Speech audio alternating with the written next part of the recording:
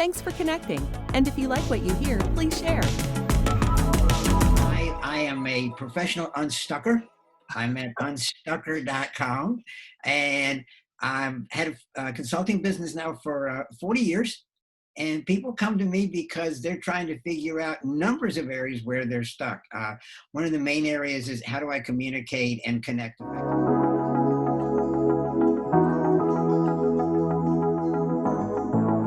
Do you want to know how amazing people connect? Well, you're in the right place. Welcome to Marketing with Russ, aka #RussSelfie.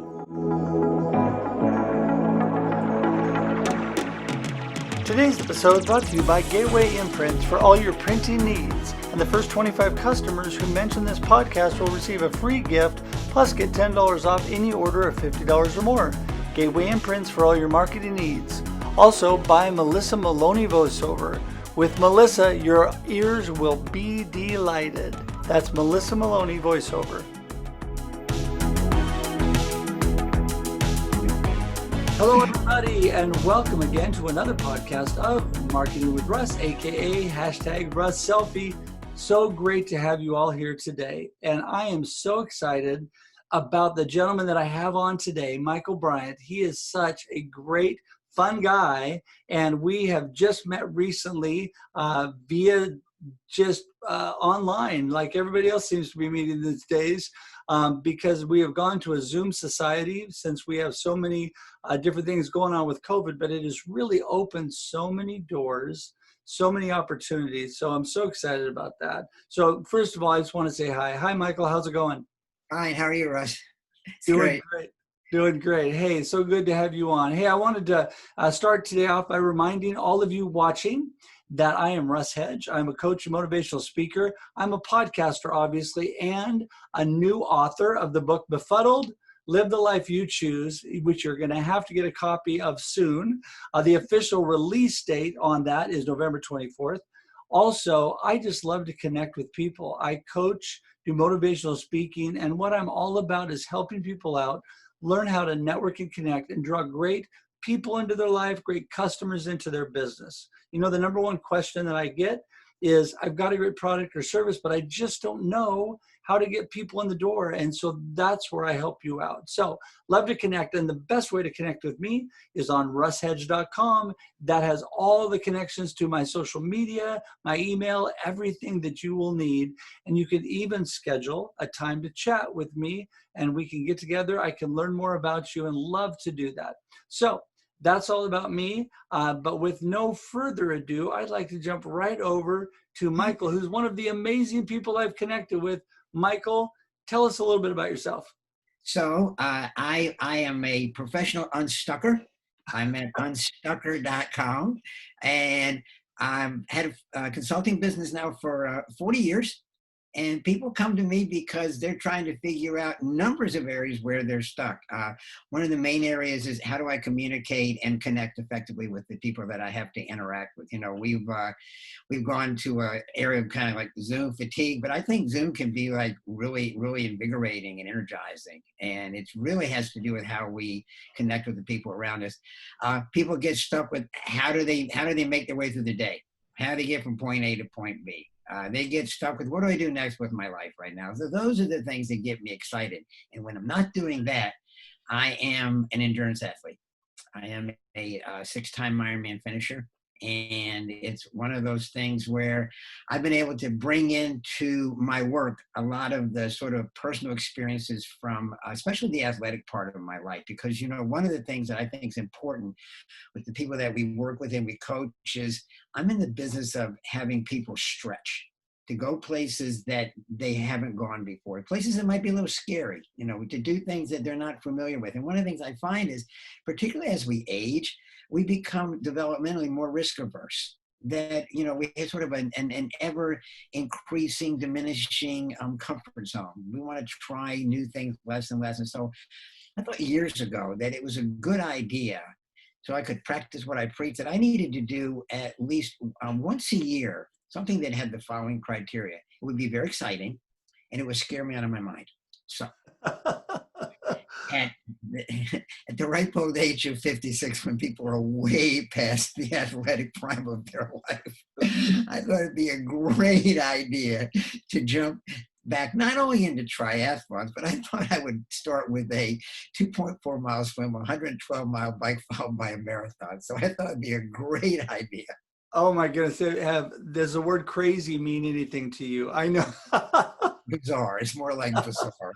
It's just. Oh, no, that's so great. Why? The reason I kid my pastor, who's also, I've told you, we talked before, he's also does Ironman, and I kid him, that is just crazy. I mean, I like to do those activities, but not to that level. Yes, So, but I love the unstucker part. That is just classic. And I think that really, by all the physical stuff that you do, it unsticks your life. It really clears your head. It really motivates your body and your life when you're doing that. And when unstuckers are really good at doing, unstuckers are really good at problem solving. And the thing I love about Ironman is basically a problem solving day. So, what everybody, there's a phrase, we're all in the same boat. No, we're not. We're all in the same storm, but we're not in the same boat. Look at what's going on right now. Many of us have, whenever you're in any situation in your life, you have three choices, I think. You can survive, you can succeed, or you can thrive. And I think a great deal of what you choose to do in any situation in your life has to do with certainly information that you have, but by and large, it's your mindset. It's like, oh my goodness, yes. You know what I mean? That you and I are on the same page with that, because mindset is everything, how you look at things. Because it does. My kids used to kid me when they were young that, Dad, everything is not always happy, because I'm the upbeat, happy guy all the time. And I would say, you're right, it's not. I mean, there's a lot of bad things that happen, but then it's how we take that and what we do with it. Our attitude drives what we do. And Chuck Swindoll said years ago that our life is 10% of what happens to us and 90% of how we react to it. And so we need to have that to get unstuck from what's going on, to be able to thrive. Because during this COVID time, there's been people like you and I that I think are really thriving because of the right attitude. Yes, and there's a concept that attitude is everything when it comes to anything, and no matter what's going on around us, there's two things over which we have control that no one can ever take away from us. One is how we respond to circumstances, and the other is how we treat other people. Nobody gets to decide that. But us. I mean, did anybody pick this? Now, who would pick this? No, nobody picked this thing. But the concept that it's here. So now, what are you going to do with it? And what you're going to do with it has to do with your mindset. And what I found my races have done for me is, the race itself. Even no matter how well you're trained, I mean, these distances are like, they're stupid. I mean, they're insane. I mean, they came, it's another story how these distances came about, but it was just sort of serendipitous why it is what it is. But the bottom line is, I tell people, I'm fit. But you don't have to be as fit as I am. I mean, I'm fit for like ulterior motives. I mean, I could be way less fit and still be fit. I have something I have to be fit for. So it's sort of coming into this thing. And it's like when you solve any kind of problem, it's sort of like, what do I need to take into that ahead of time? I know that there's a certain level of physical fitness I need to have. I also know that in the course of this particular training and the sort of odyssey that I'm on, I know that I'm going to have certain kind of mistakes and failures and problems arise that I'm not going to be able to anticipate. So, very, very quickly in 2005, when I was training for my first Ironman in 2006, I went out for a swim. In the middle of the swim, a storm came out of nowhere. I was stuck in the middle of the lake. I looked at the end of the lake and I saw lightning hit the end of the lake. I remembered thinking very quickly, I need to get out of the lake now. But before I could get out of the lake, I was struck by lightning. Oh my. Lightning hit the lake and went through me. And I remember at that moment thinking, I'd come up with a plan. My plan at the moment was, I could still swim. I'm going to stop and tread water, swim, scream like crazy, put my head down and swim. Then I was going to swim, scream. One of three things is going to happen. I was either going to get to the shore, somebody was going to come get me, or I was going to get hit again. And so I focused on what I had in my toolkit. Right. I was a water safety instructor.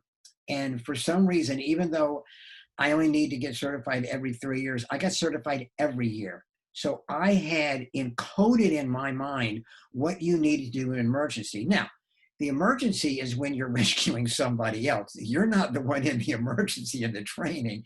And I knew very quickly that I had to stay calm, because that was preconditioned, and that Right. I needed to come up and really go into sort of an intellectual process in a situation that was highly emotional, and that I wasn't going to be able to feel my way out of this. I had to think my way out. And fortunately for me, people were putting away kayaks in a boat rental place. They saw me. I was only knucklehead in the middle of the lake, and they came out and got me. But what that allowed me to do was, when I would find myself in a situation where it became difficult, I said, well, I've seen difficult. I mean, in 2014, lightning was in the lake again. I thought, well, if it hits this time, it'll kill 2,000 of us. At least I'll die with friends. And people were freaking out because there was lightning around. I wasn't freaking out because in 2008, my race had 5.5 inches of rain over 13 hours. It was just miserable.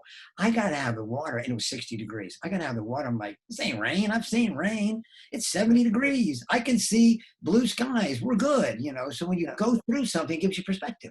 Yeah, life experience definitely gives you good perspective. And you said, like, it is what you use, what's in your toolkit. We all have a toolkit. We all have talents and things that we can use. And it's a matter of using those things when the time comes. And also, you're right, remaining calm in those situations is always a plus. So we're down to our last minute or two, but I wanted you to, you connected with me first regarding, which usually I'm the one reaching out. So you connected with me, which was great. I appreciated that. And so what is, as far as your business and your unstucking, what is your secret for connecting, since we're all about that on this podcast? So my secret for connecting is two things. Number one is visibility. Right. Because 100% of the people that don't know about us can't do anything with us. And then after that, to try to get, so like we're doing right now, to try to get some real contact with that human being, to be what my daughter Rachel calls the soul behind the role. See who that human being actually is. And I think if you do that consistently, and again, maybe you find one new person a week, maybe you find one person a month. But the point is that you're always moving forward in this direction. And I think that's the best way to continue this, because people are out there, they're longing, we can't physically touch and be touched, but we're longing to have these real live kinds of authentic kinds of communications with each other. Yeah, that is so true. And I always look at it this way. If nothing else, I've gained a good friend. And Michael, Yes. we've now talked twice, and I already consider you a friend. do. We have a great time chatting. And so this is what I really want to drive home to everybody watching. Connection is about, like Michael said, moving forward. I write about that in my book.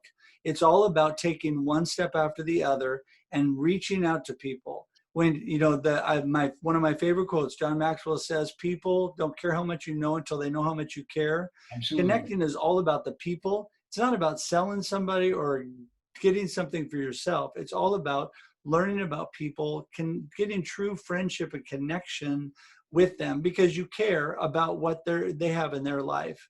And Yes. that is so critical.